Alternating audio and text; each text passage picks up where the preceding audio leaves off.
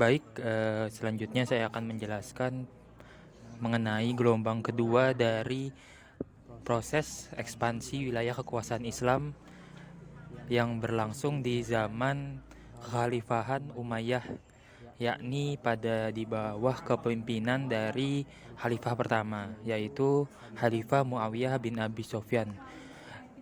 Ia meneruskan amanah Islam dalam meluaskan wilayah kekuasaannya. Di antaranya wilayah-wilayah yang telah diduduki pada saat kepemimpinan Khalifah pertama adalah Khurasan, uh, Af- Afghanistan, dan juga Konstantinopel, yang dimana sebagai ibu kota di bawah kepemimpinan kerajaan Bizantium pada kala itu. Muawiyah menaklukkan wilayah-wilayah ini dengan mengutus Al-Halaj sebagai jenderal perang pada kala itu. Tidak sampai di tiga wilayah tersebut, Muawiyah juga mampu menaklukkan kerajaan-kerajaan atau wilayah di daerah India dan sekitarnya. Bismillahirrahmanirrahim. Selanjutnya memasuki materi setelah dari ekspansi wilayah kekuasaan Islam, yakni berkembangnya halaqah atau belajar dengan cara mengelilingi ustadz yang menjelaskan ilmu pengetahuan baik umum maupun keagamaan.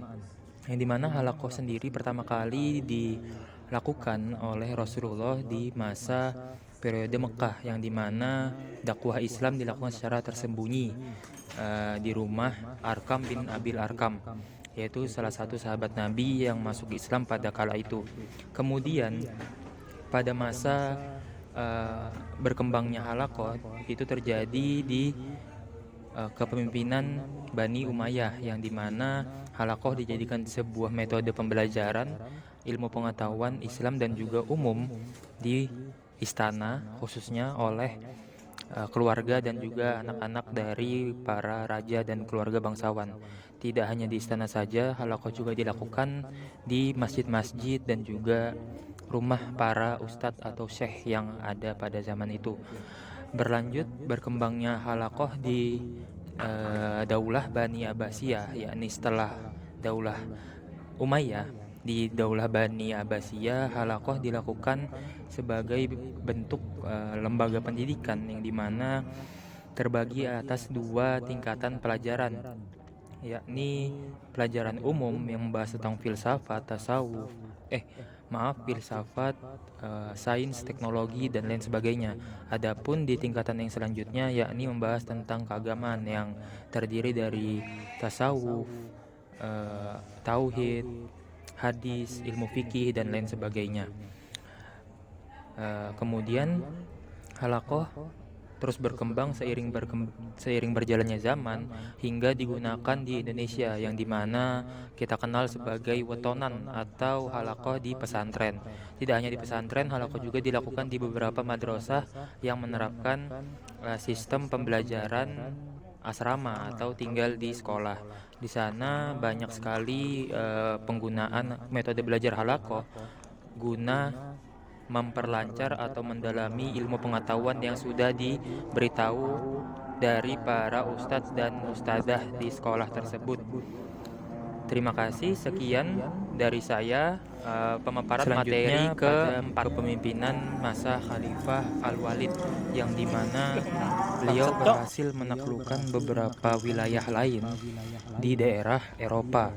Daerah-daerah tersebut diantaranya Aljazair dan Maroko dan sebagian daerah di sekitarnya, dengan pemimpin yang diutus sebagai jenderal perang yakni Tariq bin Ziyad. Selain dua daerah tersebut, Tariq bin Ziyad juga memulai perlayaran menggunakan armada perang hingga ke Andalusia, yakni Spanyol, Portugal, dan sekitarnya. Hingga di sana ia menaklukkan satu daerah yang sekarang diberi nama dengan Jabal Torik, atau nama sebelumnya adalah Gibraltar. Yang terakhir, masa kepemimpinan Bani Umayyah dalam menaklukkan wilayah-wilayah di luar Jazirah Arab dilakukan oleh kepemimpinan perang uh, tokoh yang bernama Abdurrahman bin Al-Ghafiqi. Ia berjasa dalam penaklukan daerah Perancis dan sekitarnya, khususnya pada daerah yang bernama Bordeaux dan juga Poitiers. Namun usahanya sempat terhalang hingga kembali ke Spanyol dan mengumpulkan tenaga dan pasukan. Selanjutnya menyerang kembali dan berhasil mendapatkan wilayah baru yakni Lyon dan lain-lainnya. Adapun pada pemerintahan kekhalifahan atau dinasti Umayyah menjadi salah satu titik di mana Imperium Islam menjadi begitu kuat, militernya begitu disegani dan ditakuti oleh kerajaan atau dinasti-dinasti lain yang juga ada pada masa itu. Meliputi diantaranya sebagian besar wilayah Asia, Afrika Utara, dan juga Eropa. Terima kasih. Baik, selanjutnya saya akan menjelaskan atau memaparkan materi yang terakhir mengenai halaqah, penyebaran Al-Quran, lahirnya ilmu hadis, ilmu fikih, dan juga kutab. Yang pertama, halaqah memiliki artian lingkaran, yakni proses belajar yang dilakukan para muridnya dengan cara mengelilingi gurunya atau ustadz atau ustadzah maupun syekh. Dalam kegiatan halaqah, guru biasanya menjelaskan, membacakan, dan juga memberikan komentar terhadap karya atau buku seseorang atau hasil dari pemikiran orang lain. Adapun halaqah juga dilakukan di masjid pada awalnya, rumah-rumah para ustadz atau guru, hingga kemudian dilakukan di berbagai tempat lainnya seperti madrasah, pesantren, kutab, dan lain sebagainya. Kemudian di dalam proses belajar mengajar yang dilakukan di halaqah itu tidak ada kurikulum khusus yang dilakukan, serta tidak sekedar membahas mengenai ilmu pengetahuan tentang keagamaan saja, akan tetapi ilmu mengenai pengetahuan umum seperti kemasyarakatan, selanjutnya ilmu sosial, ekonomi, dan lain sebagainya juga dibahas di halaqah. Namun sejak masuknya masa pemerintahan Bani Umayyah, halaqah telah dilakukan perubahan, ya. Ini dapat dibilang sebagai sebuah perkembangan yang dimana dilakukannya tingkatan-tingkatan berbeda dalam halaqah. Tingkatan ini terbagi menjadi dua. Yang pertama, tingkatan rendah, yakni membahas ilmu mengenai Al-Quran, membaca Al-Quran, menulis Al-Quran, atau menulis hadis dan lain sebagainya yang berkaitan dengan agama. Di antaranya termasuk bahasa, nahwu, sorof, dan juga arud. Kemudian di tingkatan yang lebih tinggi, materi pelajaran yang disampaikan bergantung pada syekh atau guru yang menjadi tenaga pendidik. Tidak ada spesialisasi atau spesifikasi pelajaran yang diberikan jika di tingkatan yang tinggi. Selanjutnya mengenai materi yang kedua, yakni penyebaran Al-Quran. Penyebaran Al-Quran sendiri mulai dicanangkan atau dilakukan pada Khalifah Utsman bin Affan, yang dimana menyebarkan hasil dari kodifikasi Al-Quran ke beberapa daerah untuk menghilangkan perbedaan cara membaca Al-Quran, yang dimana hal ini menjadi sebuah prestasi menyebarkan Al-Quran pada masa itu. Dilanjutkan pada masa Bani Umayyah, yang dimana ilmu pengetahuan mulai berkembang dan munculnya halaqah-halaqah yang semakin marak di kalangan masyarakat Bani Umayyah. Al-Quran menjadi sebuah mata pelajaran utama di halaqah-halaqah tersebut, sehingga Al-Quran mulai menyebar hingga kepada para mu'alaf dan juga orang-orang luar Jazirah Arab yang ingin belajar. Hal identik yang terjadi pada masa Bani Umayyah adalah penulisan dan penyempurnaan Al-Quran dengan tujuan mengembangkan corak pendidikan Al-Quran di masa Khalifah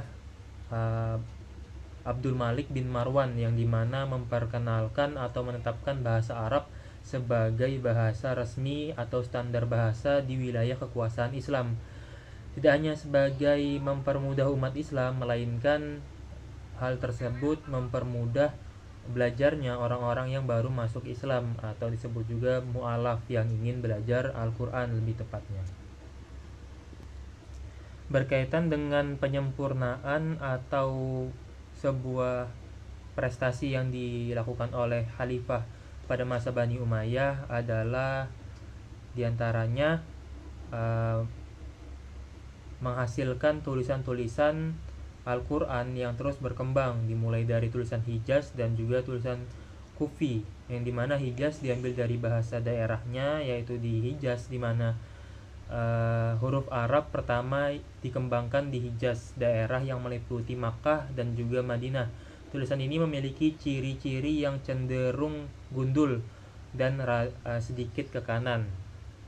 Sedangkan pada tulisan Kufi atau tulisan yang dibuat di daerah Kufah memiliki ciri khas yang dapat kita kenal sampai sekarang, yaitu kaligrafi Arab.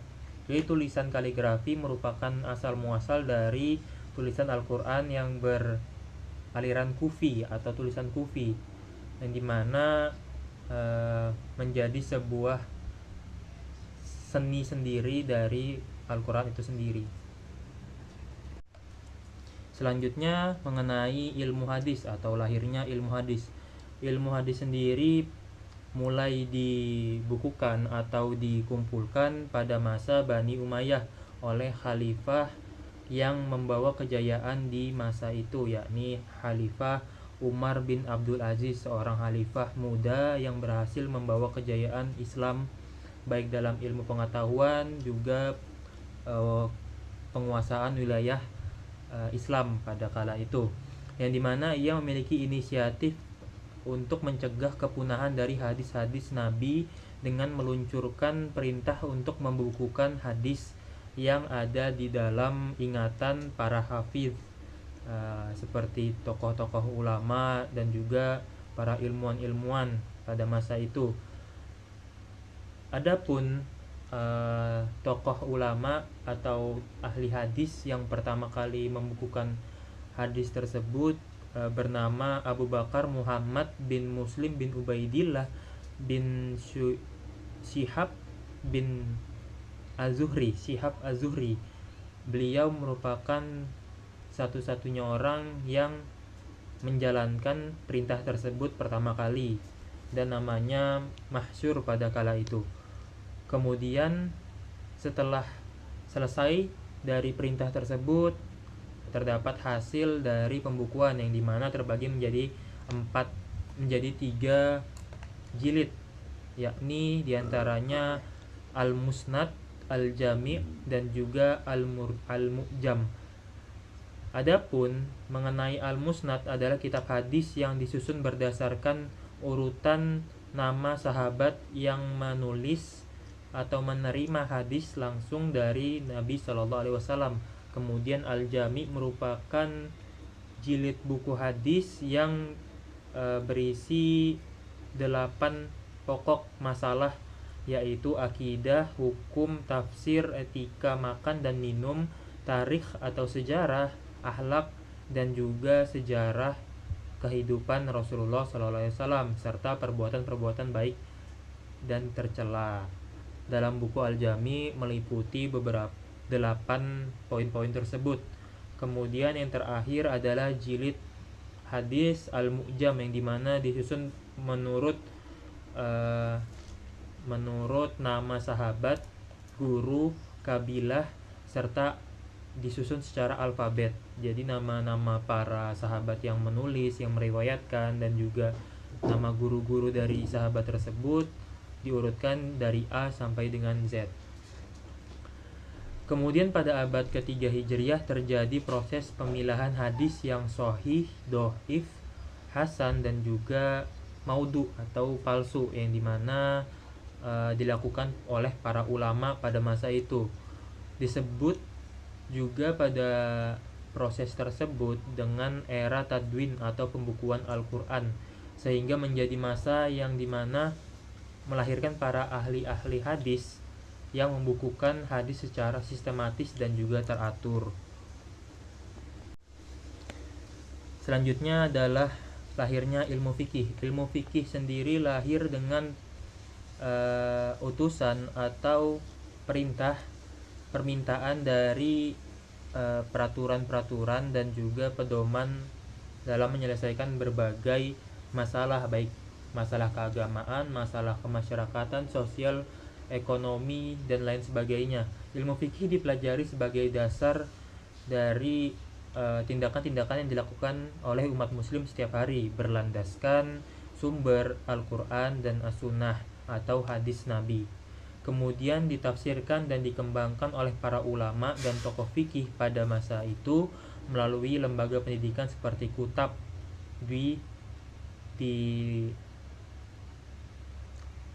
berbagai daerah. Adapun metode pembelajarannya di Kutab digunakan metode halaqah. Berkaitan dengan Kutab, saya akan menjelaskan juga lahirnya Kutab.